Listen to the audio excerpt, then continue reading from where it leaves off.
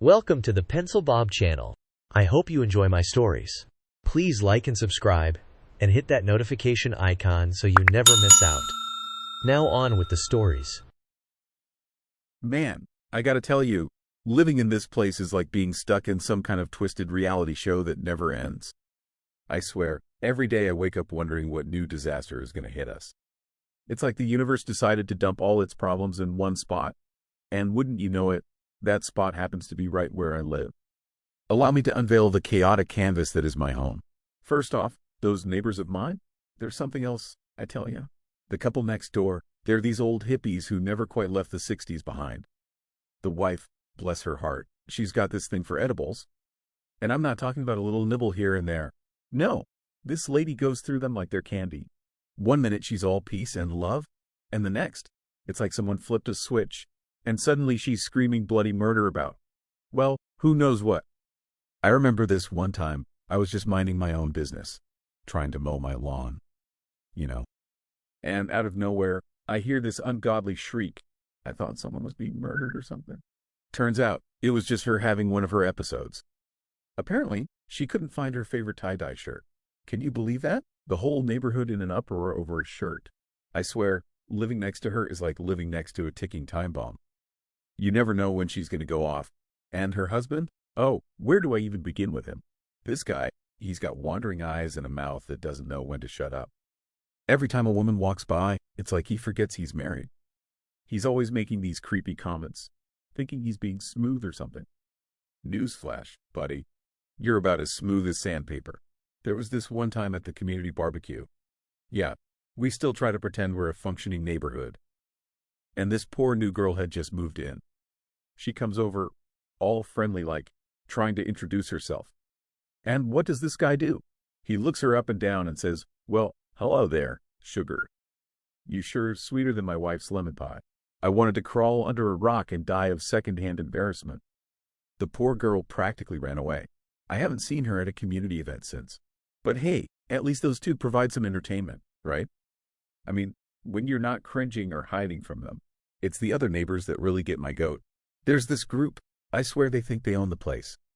They've got these big fancy cars, and apparently parking them where they're supposed to is beneath them. No, they got to park right in the fire lanes. Do you have any idea how many times I've had to squeeze past their SUVs just to get my trash out? And heaven forbid you need to actually use your garage. I once spent a whole afternoon knocking on doors, trying to figure out whose car was blocking me in. By the time I found the owner, I was late for a doctor's appointment. But did they care? Nah, they just laughed it off like it was no big deal. Oh, sorry, man. We were just having a little get-together. A little get-together that apparently required parking like you're at a monster truck rally. And don't even get me started on the HOA. I swear, it's like they're playing musical chairs with the board members. Every time I turn around, there's a new face telling us how they're going to fix everything. Spoiler alert, they never do. They can't even agree on what color to paint the mailboxes, let alone tackle any real issues.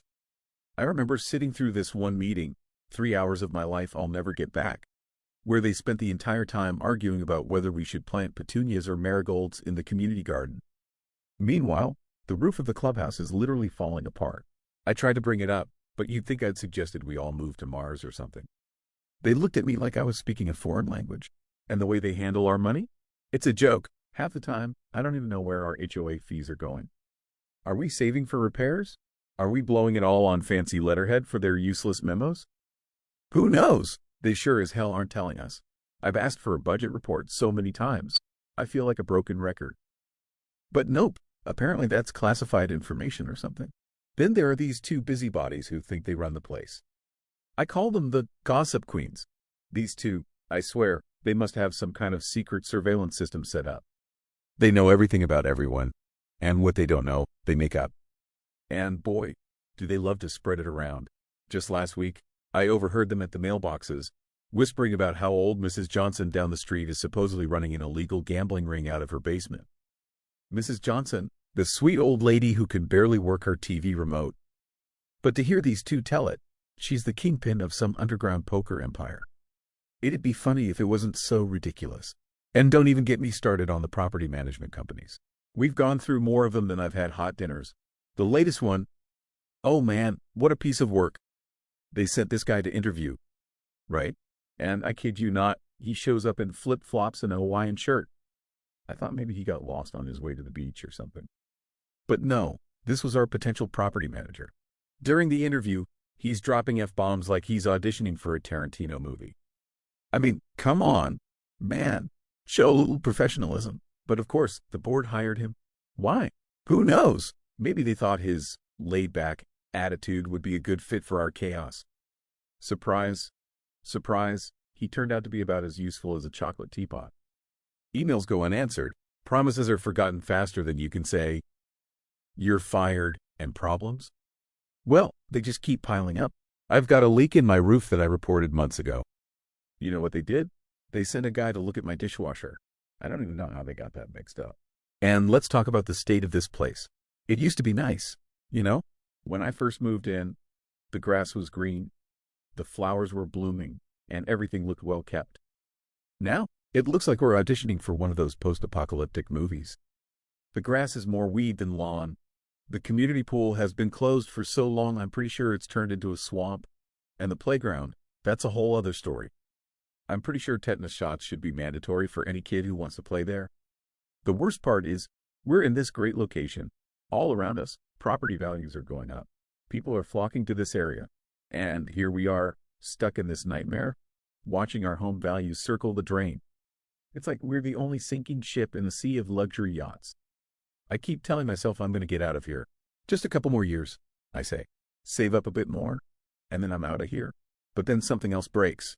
Or there's another special assessment, and my savings take another hit. It's like this place is determined to keep me here, trapped in this circus of incompetence and chaos. You know what really gets me, though? It's the potential. This place could be amazing.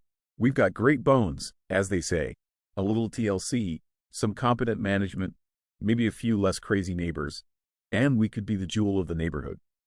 But instead, we're the place people drive by and whisper, "Thank God we don't live there." I try to make the best of it. I really do. I've joined committees, volunteered for cleanup days, even tried to mediate some of the neighbor disputes. But it's like trying to bail out the Titanic with a teaspoon. For every problem we solve, 3 more pop up. There was this one time I thought we were finally making progress. We had a community meeting, and for once, people seemed to be on the same page. We were going to renovate the clubhouse, fix the pool, maybe even hire a decent landscaping company. I left that meeting feeling hopeful for the first time in years. Then, wouldn't you know it, the very next day, I wake up to find someone had stolen all the newly planted flowers from the entrance.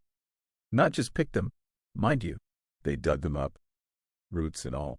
Who does that? It's like the universe was saying, "Nice try, buddy, but this place is staying a mess whether you like it or not." And you know what? Some days, I think maybe it's me. Maybe I'm the problem. Maybe I'm just too picky, too demanding. But then I talk to my friends who live in normal neighborhoods, and I realize, nope, it's definitely this place. It's like we're living in some kind of bizarro world where nothing makes sense and everything that can go wrong does. I've tried to look on the bright side. I mean, at least it's never boring here, right? Between the stoner couple's antics, the parking lot warriors, the gossip queens, and the revolving door of incompetent management, there's always something happening. It's just rarely anything good. Sometimes I fantasize about winning the lottery. Not so I could buy a mansion or travel the world. No, in my dreams, I win just enough to buy out the whole complex. I'd kick out the troublemakers, hire a competent management team, and turn this place around. But then I wake up, and it's back to reality. Back to dodging my neighbors, arguing with the HOA, and wondering if today's the day the whole place finally falls apart. So yeah, that's life in good old Screwed Place. It's a mess. It's chaotic, and some days it feels like it's actively trying to drive me insane. But hey, at least I've got some good stories to tell, right? And who knows, maybe one day things will turn around. Maybe we'll get a competent HOA board, responsible neighbors, and a management company that actually manages. But until then, I'll be here, watching the circus, and dreaming of the day I can finally escape this madhouse. Wish me luck. I'm pretty sure I'm going to need it. Ha! My HOA is Real Housewives of Dumbfishton. People with perceived issues insists on holding you hostage for the NASCAR Grievance 500. I get the message after the second lap. You get bougie losers brag about their wealth and then complain they have to take on another shift to pay to pressure wash their house. We had a grand revolt 4 years ago to kick out the flatulent geriatric who was driving around at 5 a.m. to tow cars, pull out memorials to dead relatives, and show up at homeowner doorsteps threatening liens. If the grounds are suffering and your property values are going down, you have the right to get and read the HOA rules and regs, and anything that isn't being followed, bring it up at the next meeting. When you get ignored, talked over, and more simply get louder and say this stops today and gets corrected, or we'll be discussing this in a court of law. Take note that each board member can be sued individually, and those hindering the board's progress can also be brought into it, so you'll have to prove your claims and more. Demand that this is done now. No management group is needed. It's a waste of money. That's just passing the buck to someone else. Make them do the right thing or resign, which you remind them does not get them out of being in trouble for the damage they've caused. The law is on your side. Get the rules and force the change that clean the place up. Push to dump the stupid rules and make it a better place. Oh, and for God's sakes, kill the stupid no-work truck or trailer rule. Not only are they a hard-working asset to your community, but they may also help improve your neighborhood with their expertise. Keep us posted with updates. Good luck.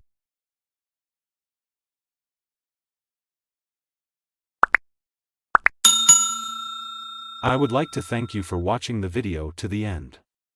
To encourage us to make more videos, please like, subscribe, comment, as well as share. Check out this other video if you haven't already.